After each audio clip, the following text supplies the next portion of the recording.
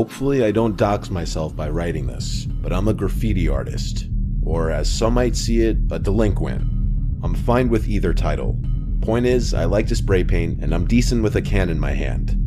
The tagging community is atrocious. People aren't friendly and there's no respect between artists. Because of this, I've adopted a much more inconspicuous routine. I like tagging up quieter spots where my art likely won't be seen by other artists or the general public.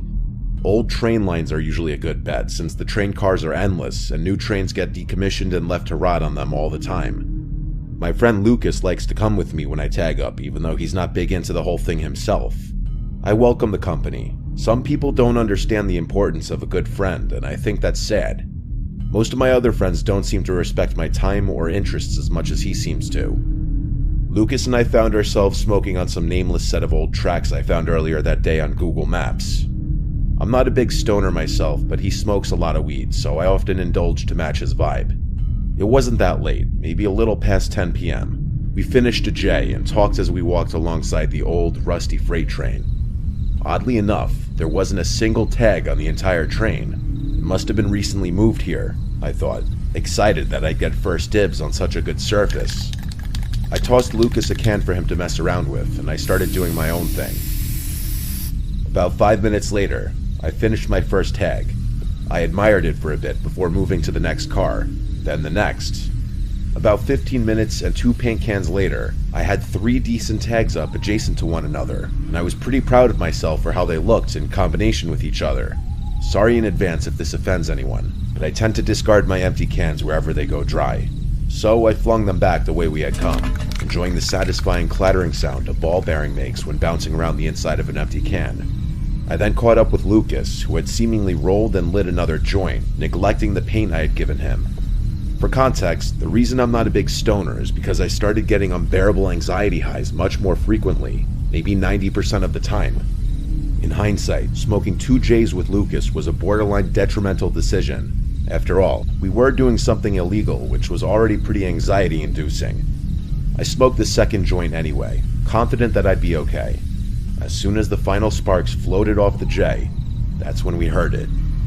A muffled clang from somewhere behind us rang out into the night. The two of us froze and stared into the darkness. I could feel droplets of sweat forming around my neck as adrenaline began coursing through me. I couldn't tell if the sound had come from outside of the train or from inside one of the cars. It was hard to tell which option was worse.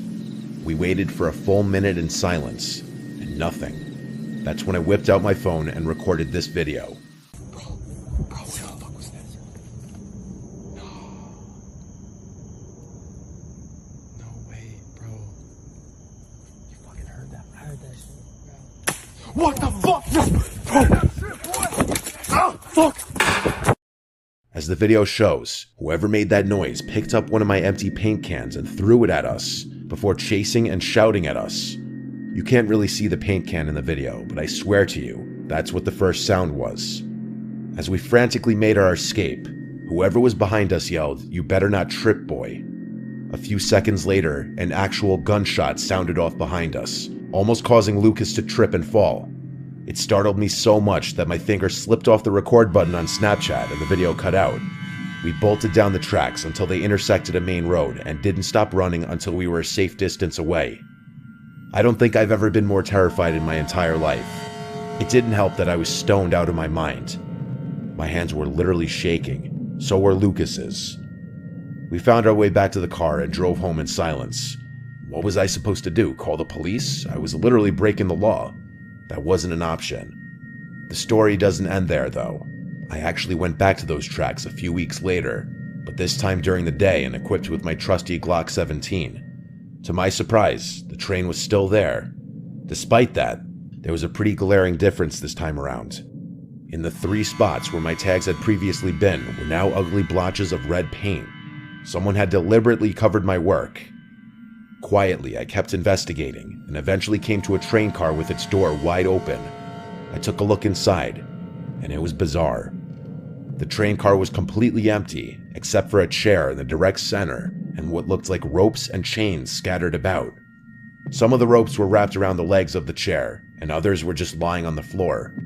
The weirdest part was the smell, though. The whole car smelled like bleach. If you closed your eyes, you would have guessed you were in a cleaning supply closet. I can't overstate the smell though. It literally smelled like the whole train car had been doused in bleach. I went to take a picture of the scene when I thought I heard a metal clang somewhere further down the train. I could have imagined it, but I wasn't taking any chances. That was enough for me.